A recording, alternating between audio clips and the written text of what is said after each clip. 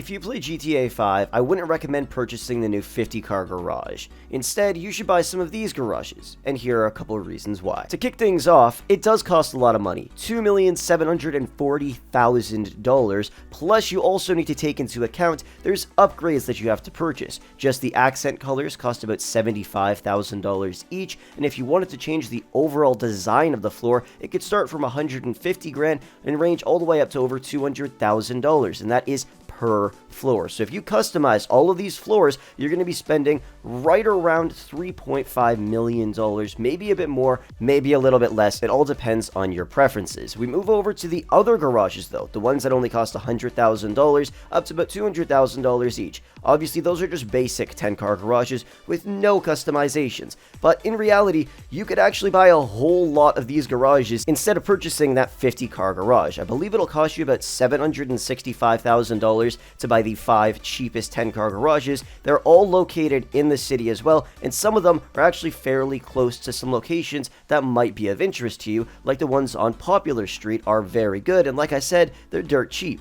The only difference is the fact that they don't have any customizations. And that's one of the main reasons you're buying that 50-car garage, because of the customizations and the fact that you have all of those garages in one place. But when it comes down to it, even when I bought the garage, yeah, it was cool, but I never actually go in the garage anymore. I just call the cars in using my mechanic, which is what I'm assuming a lot of you guys do as well. Now, if you're just looking for the best bang for your buck, you can actually buy 15 10-car garages for roughly the same price as that 50-car garage. The best part is 9 of those 10-car garages will actually be apartment buildings, and they're all somewhat in the same area. So instead of spending all of that money on that 50-car garage, you could store an extra 100 vehicles for the exact same price. And like I said, the only difference is you don't get those customizations, but you do get access to startup heists from all of those apartments as well.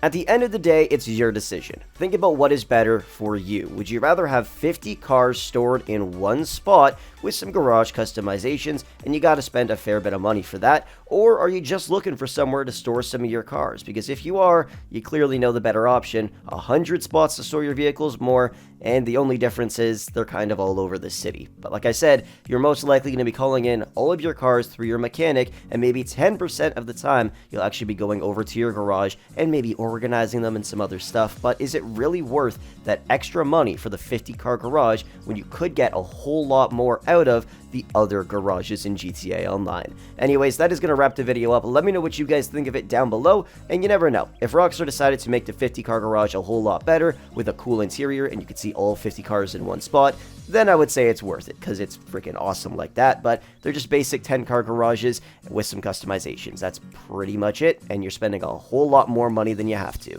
Anyways, thank you so much for watching the video. I hope you enjoyed, and with that said, I will catch you guys in the next one.